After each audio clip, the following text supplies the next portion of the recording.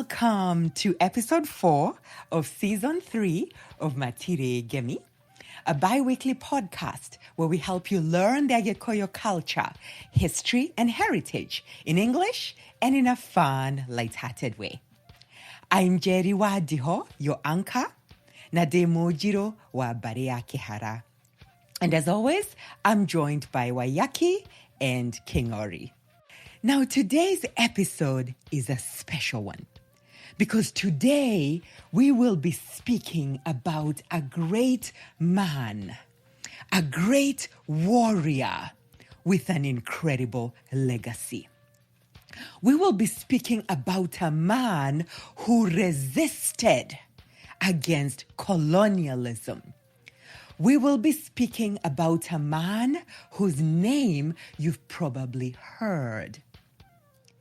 But this episode is extra special because how much more special can it get than hearing about a man who was born in the 1800s and hearing his story, hearing about his legacy from his 5th generation descendant. Today, we'll be hearing the story of Waiyaki Wa Hinga, and we will be hearing that from Waiyaki Wa Hinga, his 5th generation descendant. So join us in this journey as we explore the story of this great legend. Well, today is a day I'm really looking forward to. And I've been looking forward to this moment and this story for such a long time. So, King Ori, why am I so excited about this story? You're excited because this is the day we talk about Mûthamaki, Waiyaki Wa Hinga. Aha. Yes. Yeah, of course, that's why you're excited. I was waiting for my Are you wondering who he is? Yeah, I am wondering. I'm not going to get into it because the right person to talk about it is here with us today. One of None his other, ancestors. none other than our very own Waiyaki Wa Hinga. Aha, I love it. I love it. Yes. So, King Ori, who are you? Oyo ni moboi wa Barea Marigo. My name is King Ori wa Kanyi, and we hail from Nyeri Teto. Dewe huwa na Aiviegani, Barea Mukere, and I'm happy to be here. I love it. I love it. Welcome. Waiyaki, Yes. how are you feeling about telling this I'm feeling story? great. Feeling great. We can't wait. You know you're representing a lot of people. I am, eh? Hey, and this story better come out right. Otherwise, I'd have to answer to your brother, your father, your mother. I wouldn't be there. I wouldn't be there when you're answering. So why don't you tell us who you are before we talk about one of our great heroes, Okay. Waiyaki Wa Hinga.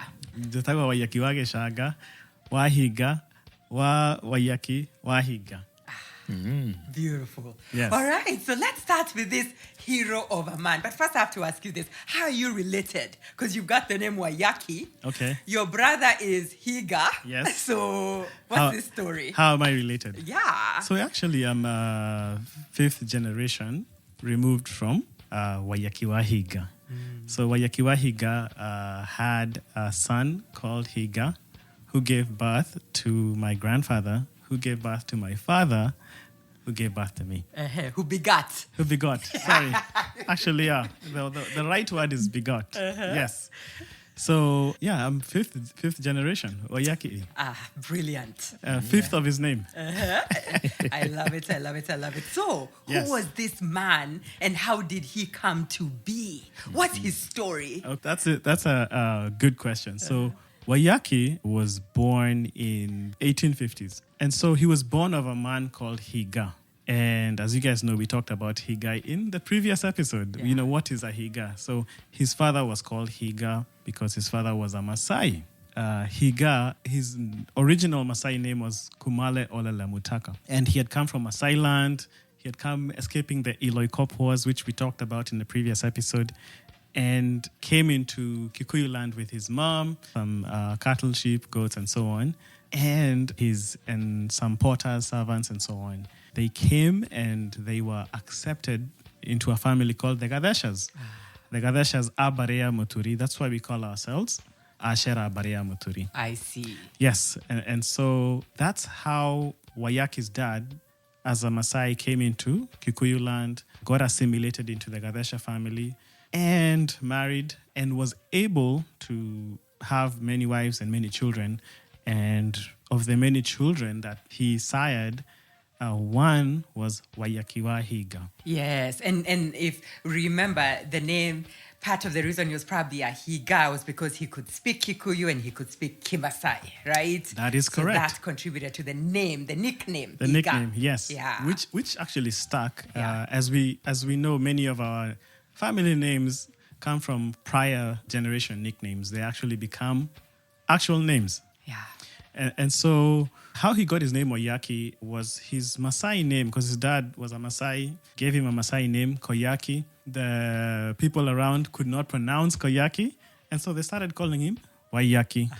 So all the Waiyakis out there need to know that their real name is Koyaki. Yes, and we have some Maasai blood in us. So out of the children that he begot, Waiyaki stood out for various reasons. So he was tall like his father. He was a good learner. He was astute. He had a strong character, strong personality. He was strong physically. And through his initiation, after initiation, his strengths came out, which was he was a powerful warrior. And, overall, he was able to lead regiments into war with the Maasai, as we've spoken before in previous episodes. Or the Kikuyus and the Maasais would engage in back and forth fighting over resources, right? Which our resources were cows and goats back then. And so one of the great marking points or turning points in his ascent to power, so to speak, was the defeat of Naleo. Actually, Maasais today will tell you the story of Naleo. He's a legend, just like Luanda Magere, Shaka Zulu, and so on. And Naleo was responsible for a lot of our defeats in war against the Maasai.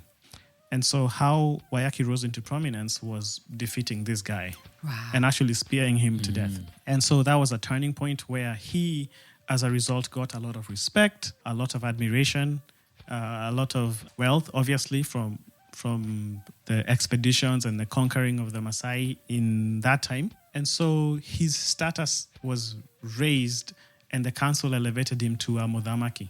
Ooh, I think we should ask, right? This word Mûthamaki, it sounds like a, Mûthamaki. Okay, Yes. What is a Mûthamaki?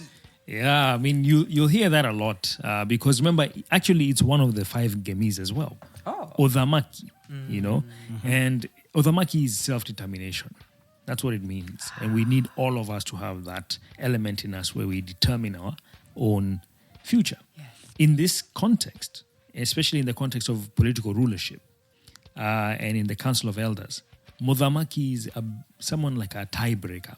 So he's an elevated elder who is so consistent in their performance of duties and in their wisdom and in their kerera that they're called upon to break a tie. If the elders can't agree on something, they come in and they do Wodhamaka.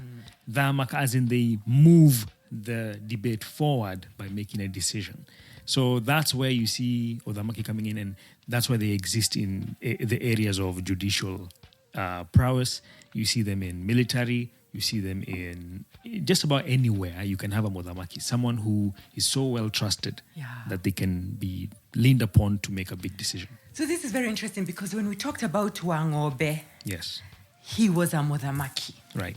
Waiyaki Wa Hinga was a Mûthamaki. And of the same type. At the same time. And the same type. Ita. Oh, type. Okay, yeah, Ita. the war. The war kind. Beautiful. So does that mean that there can be more than one Mûthamaki, or is there one Mûthamaki for all the Gikuyu? No, there can be more than one Mûthamaki. But what happens is there's always someone who floats to the top depending on the need at the time. Yeah. So when you look at these periods of time, you're seeing something's happening. There's a lot of war with the Maasai. Some other dangers are coming in. So who do you need the most? Right. Someone who can protect the community. Yeah. And that's why you see these 2 gentlemen float to the very top. Got it. So it's in their certain territory. In their territories. Yeah, they're Mûthamaki. Beautiful. So And Reo- also, just to clarify, even within a group of friends, you can have a Mûthamaki. Doesn't mean that he's the leader but he is viewed as the leader. Or Just she like is I am the Mûthamaki. Amongst the three of us. You know? Sure. You're you and you're the Mûthamaki role. You know, you guys lean in, you know. It's ceremonial. We're going back to Wagwa Makeri here. We're recording and Jerry's is sitting on my back. Yeah. All right, back to seriousness. Now with Mûthamaki Waiyaki Wa Hinga. Let's continue this story. So around the time when he was rising to power or rising to prominence, let's not say power specifically, because yes, he had political power and he had wealth, but he was a Mûthamaki in the true sense of the word. He was a leader, natural leader, and people followed him and so on. Around that time is when the colonialists, the British, were coming into Central Province, into Kikuyu land and so on. Not only the British, but other traders, like the Portuguese, the Goans, like we spoke in the previous episode, who are trying to get into the country, Kenya in general, and trade. And so they came through Mombasa and came up the channels looking for resources, wealth, and so on. So at that point, Waiyaki was very open-minded. He was able to form a pact with Frederick Lugard, who was a companyman, or he was employed by the Imperial British East Africa Company, IBEAC. And IBEAC was a company that was coming into the country to trade and to actually make inroads from a colonial perspective, right? And so Waiyaki was welcoming of them opening a post in a place called Keawariwa. It was called Keawariwa back then, but today it's called Dagoretti. Dago. Dago, yeah. For those who went to Dago High School, they know. I've heard that Dagoretti means the great corner. No, it doesn't mean that. Yeah. We set the record straight for us. I don't know who lied to you, King. No, this is what I've heard. You've never heard that? I've heard. Dago. I had that too, the great corner, because it's actually on a corner. That's why they even call it Dagoretti corner. So it doesn't mean that. So what happened, if I may take you back, is on making this agreement with Frederick Lugard of, you'll establish a post here, we'll trade with you guys and we'll exchange what we have and grow each other's wealth and so on. Frederick, because he was a good organizer, he was shipped over to Uganda to continue to spread the company, right? And so other administrators came and started now expanding the little land that they were given. They started encroaching on and taking over other resources and so on. And so Waiyaki got very angry, and for almost 2 years there were skirmishes between the Kikuyus and his regiment against the IABAC. And so it led to bad blood between them. And at one point, there was a leader who was no nonsense. His name was Purkis, Purkis. He got into a physical altercation with Waiyaki. And at that point is where they arrested Waiyaki. One thing I forgot to mention is he had made a blood pact with Frederick Lugard, which we'll come to talk about in a little bit. And so at that point, he was struck in the head and was arrested. And he was actually tied up overnight, left to bleed, and was charged with summarily assaulting a British officer. And I want to say this is around August of this is about 1892, where they arrested him and summarily sentenced him to deportation. Wow. So, which is, how can you be deported from your land, right? This is doing something to me, right? Because what I've started to notice is the theme here is when Waiyaki Wa Hinga was inviting them and allowing them to set up the trading post, there were certain agreements. And gentleman agreements, as they're called, integrity. Yes. Right? But what started to happen is that end, the Europeans, i.e. ABC, did not live up to their end and started to change the terms, right? Right. Yeah. In fact, let me chime in here because there's some interesting backdrop information. 1885 is when we had the Berlin Conference, where the Wazungu sat around a table and carved up Africa. Yes.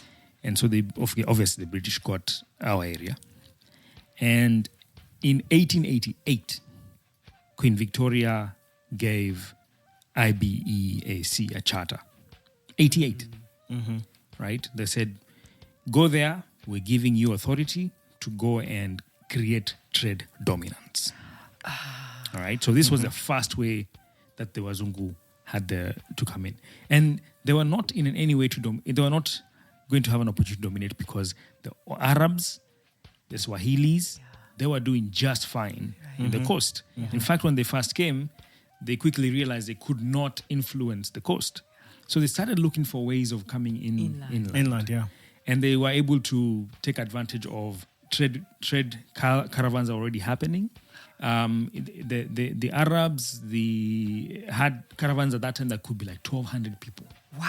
That were going into... When we talk about them creating an alarm, it wasn't because that it's 10 guys. Right. No, we're talking hundreds. Wow.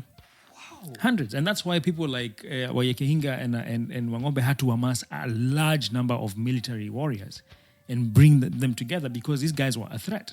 Wow. Yeah. Right. So these people coming in and these trade missions and really were reshaping our politics. By 1895, it is on record that IBEAC was failing.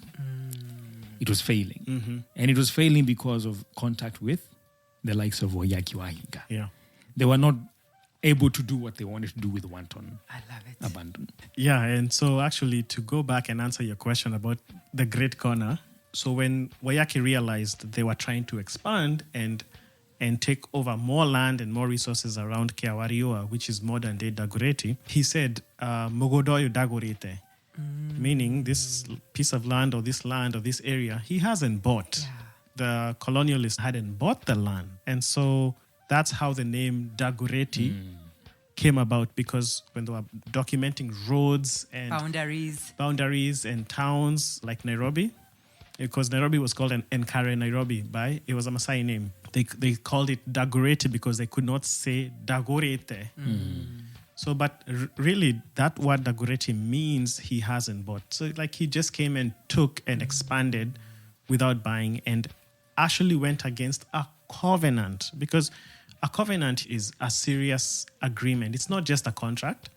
It's a covenant is, when you hear a covenant, even in the Bible, it's an agreement with God that actually involves a sacrifice, a blood sacrifice. Yeah. And so as a result of Waiyaki's resistance, and I'm glad that King Ori pointed out that IABC was failing, they were under a lot of pressure to succeed because they were coming to take resources. They were not coming to improve us or help us and so on. Right. And So- under the Queen's, like you said, the Queen's charge, Yes. right? Right. Yeah, so going back to where he was arrested, which is around August of 1892, which is a So few can I years. ask, because this is where the story gets interesting, right? Yeah. So the Dagoretti, they're trying to expand, Yes. right? IABC. And that's when Waiyaki and the troops Yes. come in. Resist. Try to resist. Resist. And then at that point is when they arrest him. Yeah, Okay. but it wasn't a one-time affair. This was a 2-3-year affair of raiding. Yeah. They build back up. Actually, there's one story that's told that they burned down that fort at one point. I'm not sure what year it was, but the resistance of Waiyaki's regiment was very intense and took a while. And so as a result of that resistance, he was arrested, summarily charged with assaulting a public officer or a public administrator, and at that point had been assaulted. He had a cut on his head and was bleeding, and summarily charged with this crime. And so he was deported. And so what they did is they took him on a caravan they wanted to take him to Mombasa. Wow. But could not make it. And But, wow. Even before we go there, so by the time they're saying that they're deporting him, to deport somebody means that you must think that you own that territory Yes. in order to deport someone off of it. So at this Right. point, they either thought or they already had visions of owning all this area. And Right. hence they're deporting him out of their Right. area. Yeah. Right? Wow. And there was, as they took him, there was a lot of resistance. His regiments followed the caravan and they were trying to get him. And he told them, "Hey guys, don't worry about me. But I want to tell you guys, don't settle for this servitude. Resist, and don't let this land be taken away from you, because this is our ancestral land. This is our land, the land of our forefathers. Don't give it up. Don't sell it, and so on." So his regiment was, very dejected, and he was ailing because of his wounds, and they couldn't go very far. They reached Kibwezi, and stories say that he was buried alive and upside down. And, there are various theories of why that happened. Some say it's because he had made a blood oath and burying him upside down was going to reverse it. There are many theories around why he was buried upside down, and it has been a subject of modern discussions on the history of Waiyaki. But yeah, he faced a very painful death. And his legacy is, one, he left a big family. He had many wives and many children. He was the first freedom fighter to actually shed blood for the country. The first. He's the one who was actually documented that he shed his blood in resisting colonization. Yeah. The first, because we're talking about 1890s, Yeah. early 1890s. Yeah. This is 50, 60 years before the time of emergency in the time of Dedan Kimathi. Right? So that energy that came, and we talked about energy from Wangobe Waihura, was, he was a contemporary of Waiyaki Wa Hinga. That energy lasted decades to be able to light the fire of fighting for Waiyaki, freedom, for our land, and so on. Yeah. So his impact is immense because his descendants. I'm a fifth generation of Waiyaki Wa Hinga. I have many relatives and cousins who, if it wasn't for this man, we would not be here today. We are his, what we call Ire and Ireri. So we carry the name Waiyaki, which is, we are proud to carry that name, but we are his wealth, we are his children, and we are still talking about him. He's not forgotten, and he will never be forgotten. His legacy is powerful, and we owe him a great gratitude. We do. Yeah. How do you connect this story of Mûthamaki Waiyaki Wa Hinga with modern day? What lessons can we take from his life? I think let's not forget that often we are enough as we are. We've been given enough gifts to really make a difference and shape the future. I really love the story of Waiyaki Wa Hinga because it exposes, first of all, it highlights our strengths and also exposes the weaknesses of our enemies. In this case, the British, at this time, they were building the Mombasa-Kisumu Railway. It had started during this time. They had also failed in their quest of being a trade dominator. And in 1895 is when they actually declared the area a British protectorate. Now, why did they do that? They did that with a very clear agenda. Number one, they were failing in doing what they wanted to do, and therefore wanted taxpayer income from Britain to support what they were doing. So by making this a problem for the government in Britain.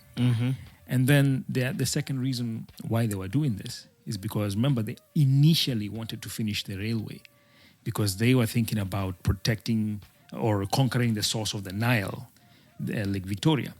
So they were going to go through Kenya no matter what, right? They knew this is it, a straight line, we go to and take over that place. If it wasn't for Waiyaki Wa Hinga and resisting and setting things in motion, these people would have come in, swooped in, and been there for hundreds and hundreds of years because that was their plan. Right. And so this fast strike back. The you know, initial resistance. Yeah. And remember, this was the British Empire. We're not talking about this. These were, at this time, these guys had a nation. They were saying that the sun never sets on the British Empire. Yet you have these Mûthamaki, like Waiyaki Wa Hinga, standing in their way and forcing them to restructure. So I'm telling you, we are usually enough.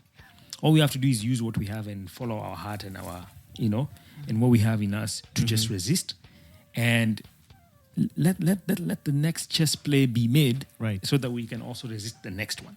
Yeah. But you can't just say, nah, these guys are powerful, we're just gonna let things roll over. Yeah. That's the big lesson that I take from a story like Waiyaki Wa Hinga, is that inspiration to say you have what it takes right now. Yeah. And what's also this brings up is that sometimes people say that it was easy to colonize us, right? Exactly. But the reality is It was stories not. like this remind us that it was not. This was not, they didn't just wake up and colonize. No. Right? There was a lot of resistance. The first one being led by Waiyaki Wa Hinga. So this was no easy feat. No. Right? But also thanks to this bravery, like you said, this energy, just a few years later, maybe 60 years later, we collected that energy again and we were able to resist, right? And gain our freedom, right? So what a beautiful one. So Waiyaki, as you reflect again on Waiyaki Wa Hinga and his legacy, right? How do you connect it to modern day? What do you take, Matt? What I take is, courage. Courage, which is agami. I think a lot of the stories we're talking about, we're connecting them to the gamis of Mûthamaki, Ogo, Orathi, Oshaba. And Oshaba, to me, is fearlessness doesn't mean being foolhardy, right? You have to be strategic and you have to be courageous to stand for what you believe in, and to stand for truth. Yeah. What is truth? Truth is it doesn't change. And what we call ma, which is connected to a lot of our Kikuyu words, maito, and so on. We have to be courageous to stand for truth. And like Waiyaki Wa Hinga, he stood for what he believed in. He stood for the land of his forefathers, and he stood for what was right. Yeah. And he suffered the ultimate price for it. Yeah. He sacrificed. Right? It was a choice. Yeah. Right? He sacrificed for us, right? Absolutely. He did. I want to talk about chiefs. So when you Google Waiyaki Wa Hinga, sometimes he's called Chief Waiyaki. However, there are certain chiefs but Waiyaki was a Mûthamaki, meaning he was respected, right? He had earned this role. But there are certain chiefs that were used, right? Because they were not people, from what I understand, people of prominence or courage or respected, but they became a tool of the colonialists. That's true. So was Waiyaki Wa Hinga a chief? And help us clarify this a little bit. Yeah, actually, if you read the book, and I would urge anybody who is interested in learning the story of this great man to read the book by Joroge Waregero. He says the word chief is actually diminishing his accomplishments. Yeah. He wasn't a chief, and back then, what we'd call chief would be political administrators who had been appointed by the British Empire. Waiyaki Wa Hinga was not a chief. He wasn't a chief. He was, by orders of magnitude, in character, in stature, greater than chief. He was a Mûthamaki. He was a Mûthamaki, yeah. Yeah. Beautiful. All right. Waiyaki, I think I won't get any calls from your brother or your parents. I think they will be satisfied with this story you told of Waiyaki Wa Hinga. Yes. So, let me say one more thing. yes. So what we forgot to mention is Waiyaki Way is named after Waiyaki Wa Hinga. Yes. Yeah. So anytime you're on Waiyaki Way, you have to think about that man, and wherever he is, he's looking down upon us. Yeah. We give big thanks to the heroes that we've covered so far. And in this episode, we give significant thanks to Waiyaki Wa Hinga, your ancestor, for what he did for us as people, right? And for demonstrating our values, right? And for protecting us and giving up his life for us, Agreed. right? So for that, we say thank you. All right. So with that said, Waiyaki, Uh-huh. what is our next episode about? Who is the next hero we are talking about? We are talking about the legend of Gashie. Drum roll. We are going to say this because for me, this is great joy. Yes. To represent, right, one of our heroes. So if you are from Kiambu, you know Gashie. If you are from Kiambu, you probably have heard of Kehara. Kehara, yes. So now we are going to talk next about Gashie Wa Kehara. Exactly. All right. See you on the next episode. Yes, ma'am.